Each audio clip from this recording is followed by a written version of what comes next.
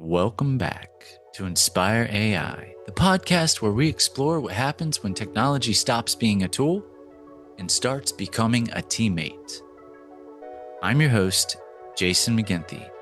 Today we're talking about, yes, Agentic AI, autonomous, goal-driven AI agents that can plan, decide, and act with minimal human input. And I want to start with a truth that is uncomfortable but liberating. Most enterprise AI transformations don't stall because the models aren't good enough. They stall because the humans weren't brought along. There's a gap that says it all. In late 2025, research highlighted that 76% of executives believed employees were enthusiastic about AI, but in reality, only 31% of employees said they actually were. That's not a technology problem. That's a change management problem. So in this episode, we're going to walk through a practical, evidence-based playbook for making agentic AI adoption real, not just a collection of pilots that never scale. We're going to cover the key frameworks leaders are using to drive AI transformation, case studies from McKinsey, Singtel, Bank of America, and others. The leadership moves that reduce fear and build trust, and how to prevent burnout that comes when change feels endless. Because the real transformation isn't AI installed, now go get it. It's AI embedded in workflows, in culture, and in people. You see, agentic AI is not just a faster assistant. It's kind of an operational actor. If a chatbot is like an intern waiting for instructions, an agent is more like a coordinator who can take a goal, such as reduce customer churn or close the books faster, maybe even resolve IT tickets, and then run the play across systems, steps, and decisions. And that's why it's triggering one of the biggest organizational shifts since the digital revolution. It's changing how work is structured, how decisions happen, and even what a team looks like. Because now teams can be human plus AI agents operating together. If you listen to my last episode, this is a great segue. Leaders often treat this like a normal software rollout. Agentic AI is not a normal rollout. McKinsey put a fine point on it. Piloting is easy. Creating value is hard. And the organizations that win are the ones that reconfigure work itself around AI, not just bolt AI onto old practices. Which brings us to the core lesson of the episode. Agentic AI adoption is 10% algorithms and 90% people. That's not a slogan. It's just reality. Because the barriers are predictable. Fear of job loss, lack of skill confidence, distrust in outputs, uncertainty about expectations, and exhaustion from yet another transformation. AI transformations are endless these days. If you don't manage that, you get what many executives privately confess, pilot purgatory. A portfolio of proofs of concept, but not much business value. So how do we do this right? I always say start with a framework. People, process, technology, built around frameworks. AI change management is not any different. Organizations don't need more hype. They need structure. So let's translate the major frameworks into something usable. McKinsey says, reconfiguring work plus a North Star is the way to go. Their approach emphasizes 5 critical steps, and the first one is the anchor. Craft a North Star based on outcomes, not tools. If your story to employees is, hey, we're rolling out agents, they're going to get anxious. If your story is, we're reducing the busy work that steals your best hours, and we're investing in you to move up the value chain, you create motion. McKinsey also stresses trust building and co-creation because Gen AI adoption isn't passive usage. It asks employees to experiment, to co-create, and continually reskill. Back to watching out for that exhaustion, the burnout, endless change. Am I right? And zooming out for a second, McKinsey's AI agentic organization lens reframes the enterprise around humans working alongside virtual and physical AI agents as a new operating model. BCG, Boston Consulting Group, they have 5 must-haves for AI upskilling. 5, kind of a coincidence, but who knows? Their must-haves include assessing needs, preparing people for change, unlocking willingness to learn, and making it a C-suite priority, and using AI to teach AI. That's an interesting one. Here's the stat that should make any executive pause. BCG reported that only a small fraction of companies felt they'd begun AI upskilling in a meaningful way. Even as leaders personally used AI tools more and more. So the gap isn't interest, it's execution.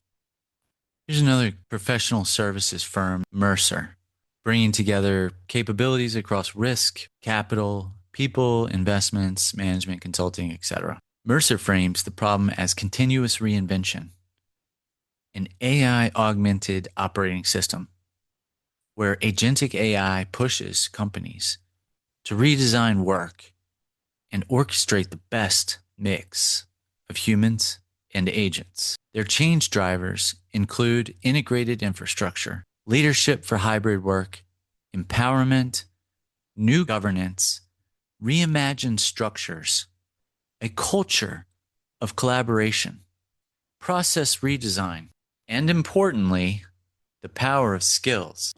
I guess I would translate all that and say your HR and your AI strategy can't live in different buildings anymore. And then finally, there's Forrester, because change fatigue is a value problem. Here's a line that every transformational leader should print out. Change fatigue isn't about stamina. It's about value. People don't burn out because change exists. They burn out because change feels like effort without payoff. That's going to matter when we get to momentum. But first, let's make this real with case studies. Back to McKinsey. McKinsey didn't just advise on Gen AI adoption. They lived it. They rolled out an internal Gen AI platform called Lily. And what stands out isn't the tech. It's the change management. Leaders modeled the behavior relentlessly. One leader described starting meetings with questions like, "Have you asked Lily?" I know that sounds small, but culturally, it's huge. It sends signals, reverberating through the cultural spine of the organization. It says, AI isn't an optional experiment. It's part of how work gets done here. They trained new hires early. They reinforced usage norms, and they supported peer learning, treating adoption like a workforce shift, not a product launch. And that combination, leadership modeling plus enablement plus community, well, that's the blueprint, because people don't copy policy. They copy behavior. All right, next is Bank of America and their make work easier rule. Bank of America is a master class in simple principle. If AI makes employees' daily work easier, adoption should follow. In April of 2025, Bank of America reported more than 90% of employees were using AI-driven tools, including internal capabilities tied to their AI assistant ecosystem. They also described productivity and service improvements linked to this adoption. And what's notable in the way AI was positioned, it's not a replacement, more of an enabler.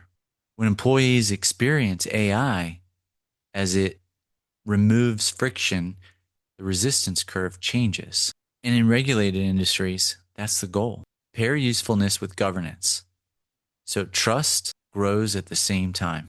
All right, maybe we should close the enthusiasm gap real quick. Let's go back to that opening disconnect. Executives assume employees are excited. Employees, not so much. How do you close that gap? Tell the truth early. How about that? If you oversell, people stop believing you. If you acknowledge uncertainty, people will lean in. Agentic AI is powerful, but it's also new. So talk openly about what you know, what you don't know, and how you'll govern risk. McKinsey emphasizes trust building through governance and transparency as a central step in change management for Gen AI. BCG's upskilling, their guidance explicitly addresses that many employees see AI skills as intimidating or threatening. And the response is psychological safety plus practical pathways. The message isn't learn AI or else. It's learn AI so your work gets more interesting and your options expand. Because I will say this till I'm blue in the face. Distributed leadership beats AI overlords. You need visible executive sponsorship, but adoption spreads fastest through peer networks, champions, super users, managers who translate AI into day-to-day work. That's how you convert mandate into movement. Know your tools, know how they work, know how to use them, and reward the behavior you want. If experimentation is valued, recognize it. If learning matters, give time for it. Because culture is just incentives, repeated long enough to become instinct. Speaking of the long game, AI transformations don't fail only at the start. They fail in the middle when novelty fades and the workload remains. Think about that. The workload remains. Forrester's framing is clearest. Fatigue shows up when people don't perceive value. So sustaining momentum becomes a discipline. Keep value visible. Publish wins monthly or quarterly. Time saved, cycle time reduced, fewer errors, better service outcomes. Not vanity dashboards, but real felt benefits. Remember that North Star I talked about? Once the first wave lands, define the next horizon. So teams don't ask, is it over? Is that it? Is that it forever? Your North Star approach should be built exactly for this. Orienting around outcomes so change stays purposeful. And don't forget to maintain support after go live. You can't just vanish when tools launch. You got to keep an AI help desk, champions, communities of practice or excellence, whatever you want to call it, because agents evolve. Workflows need iteration. It's not a one and done thing. We're going to continue to evolve, and you got to adapt. If everything changes at once, adoption becomes survival, not innovation. But don't forget to pace the transformation, because if everything changes at once, adoption becomes survival, not innovation. Think about staged rollouts plus clear priorities. That is what will protect your morale. Here's a bit of a thought on People First Agentic AI Playbook. Maybe a practical list. If you're leading Agentic AI adoption, here is your Monday morning list. Start with outcomes, not tools. That's where we define the North Star. Then build trust early with governance and transparency and clarity on the accountability. Co-create with employees. Don't just deploy to people. Build with them. Overinvest in upskilling. Make it structured, role-based, practical learning at scale. Model from the top. Normalize usage through leadership behavior. Design for daily usefulness. Adoption accelerates when work gets easier. And finally, fight fatigue with visible wins. Value is the anecdote. Just remember, your advantage isn't competing with AI. Your advantage is learning to orchestrate it, to use it as leverage for better thinking, better output, and better decisions. Agentic AI is going to reshape the industry. Your industry, my industry, every industry. Not as a single product launch, but as a new operating reality. Humans plus AI agents working in a shared system. And whether that becomes a stronger, more human enterprise or a brittle one strained by fear and fatigue type enterprise, that depends on how we lead the change. Don't lead it with hype. Lead it with trust. Lead it with learning. And lead it with real investment in people. If you feel this episode sparked something for you, share it with a colleague, someone leading transformation, or anyone really trying to make sense of what's next. Until next time, stay curious, build boldly, and keep the human in the loop.